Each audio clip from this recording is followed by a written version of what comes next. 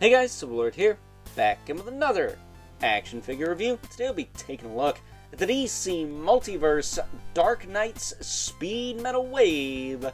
Darkest Night Collect-A-Build Figure Wave. Whatever you want to call it, wave, I don't freaking care, because this is the best figure of this whole freaking wave. Speed Metal J. Garrick. This, of course, is brought to us by the fine folks over at McFarlane Toys, who will not only remain as fine folks for the entirety of this video review, but also the next, because the next video review in the Speed Metal series will, of course, be the Darkest Night Collect-A-Build figure, which is a very, very awesome piece, if I do say so myself. And if you haven't noticed, we've looked at pretty much everything Dark Knight's Metal from McFarlane Toys DC Multiverse line on the channel. Not sure why it took me so long to get to the Speed Metal Wave. Probably the fact that they were in storage for the longest time and it took not having jack crap new to review for me to bust them out. So some silver lining for you there. But before we get too far ahead of ourselves, why don't we cut right to the chase and get into meat and taters of this review and take a look-see at all J. Garrick has to offer in terms of accessories, starting off with a collectible trading card, of course. And the bio probably reads, J. Garrick is a total badass in this comic and nothing can stop him, because that's what he looks like. I mean, seriously, he is wearing a pot on his head, sleeveless vest, spikes all over. He looks like a badass, dude. I mean, a goofy badass, but goofy in a good way, man. Oh, he also has a Spawn chain belt, too, so, yeah. Yeah, and on top of that, he has some Speed Force effects that actually stay on him because of his spikes and whatnot. So for all of you complaining that everything's got too much spikes and you prick your little baby fingers and get little boo-boos and cry to your mommy about it. That was mean. The spikes in this case help quite a bit. So taking a closer look at the man himself, J. Garrick. He does also have the hockey puck display stand we're used to seeing with all McFarlane Toys releases. And again, he's got a pot on his head. This pot feels a little different from the ones we've seen on the kind of classic looking J. Garrick and the Rival, both of which I've already reviewed on the channel, so check those out if you haven't already. Really appreciate it if you did, along with the rest of my reviews of the Speed Metal Wave. You know, Flash isn't my main thing with DC. I'm a Gotham City kid. I love me some Batman, but this wave was fun to mess around with and shoot reviews of for you guys, so I hope you enjoyed it too. But if not, well then, I guess I still don't care, because I'm going to make it to a whole year's worth of videos. 1 a day, 2 on Tuesdays, whether you're with me or not. Punk ass. But as far as articulation on this guy goes, he can look all the way up despite the fact he's got this crazy hat in his collar. I mean, that's impressive, right? He can look down. He can tilt. He can use the brim of his hat to help articulate the head. He can rotate. Shoulders go out. Back down. Rotate all the way around. He's got a little bit of that cap play in there, but it's hindered by the vest. Which, by the way, if you haven't noticed, this is the Wave Rider body. Well, actually, it was this guy's body first, but they reused it for Wave Rider. That said, he's got a bicep swivel, double elbow, a little bit of the Cliffs of Dover going on, but I'll give him a pass because he looks awesome. He's got Batman gauntlets, funny enough, whereas Barry Allen kind of had Batman gauntlets and the mask. He's got the ball hinge wrists. Got the diaphragm joint, which can go that far forward. Not very far forward, fortunately. It can go that far back. I feel like the Wave Rider got better range. You can rotate as well as tilt. That's not hindered at all. I will say it's a little loose, but I never did my torso mod on this guy. But it's not as bad as the Wallace West, I'll tell you that much. He does have the ball waist. That works just fine. Fine and dandy. He's got the Spawn belt there, which is kind of hilarious. This is supposed to be like the goofball Golden Age Flash, and yet he winds up looking the coolest. I think that's really funny. He can kick forward, kick back, kick out.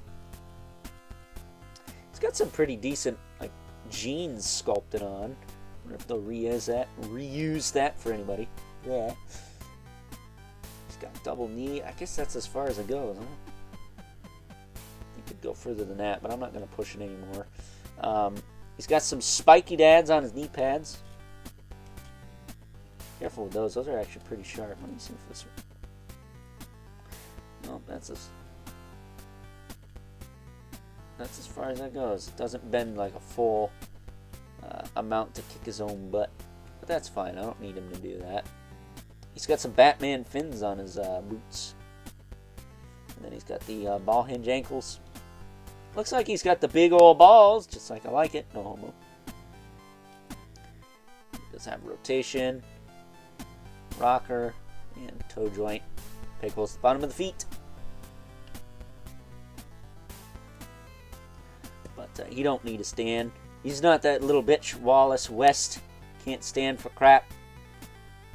He is Jay Garrick, and he is awesome. He is my favorite in the wave, I think. Him and Barry Allen are really good, but the other two are just kind of, eh. I mean, they're there. They're cool, I guess, but Wally West is just kind of a letdown because he's my favorite speedster, but he just is the same damn figure I got like 3 of. Whereas this guy and Barry Allen, it feels like you're getting something different. I mean, Wallace West, I don't have the regular version of him. It was a gold label to the McFarlane toy store, I think. I never picked it up. But again, it's just his costume, but in a different color. That's kind of lame. I like stuff like this. This is some wacky goofball crap, but you know what? I love it. I love it so much. I want more of it. I'll take more Dark Knights metal all day, every day, 7 days a week. I think that's what McFarlane Toys excels at, but that's just me. You guys want what Mattel did, but by McFarlane, and I think that's kind of boring. I mean, just buy the Mattel stuff. I know it's kind of pricey, but you know, you're already willing to drop X amount on new stuff. Why not go back and pick up the old stuff? That's just me, though. So, with that being said, it's time now that we move right along and take a look at some size comparisons.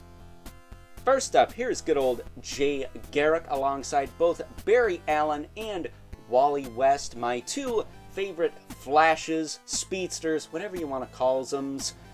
But I think we can all agree that of the speed metal wave, good old Jay Garrick here is not only the most metal out, but the most impressive release of the wave. Not naming the collectible figure, of course, not only because he just looks freaking awesome, but along with Wally West, you can actually use the accessories with this figure and not have an aneurysm in the process. So that is a plus in my book. So getting these 2 out of here. He's also one of the biggest figures in this wave, other than the collectible figure, if you haven't noticed.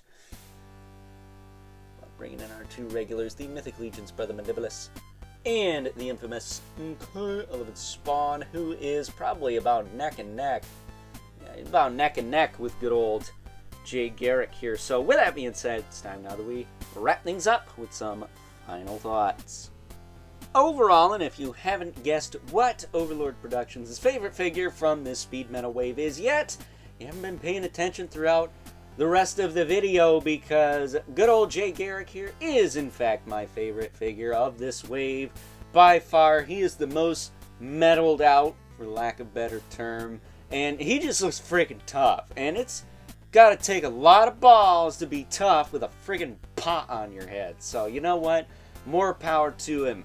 That said, the other reason this guy is my favorite figure in the wave is because his effects stay on. I don't know if you've noticed, but throughout this speed metal journey we've been having on the channel as of late, the effects have been an absolute waking nightmare, especially with our frickin' Wallace West figure.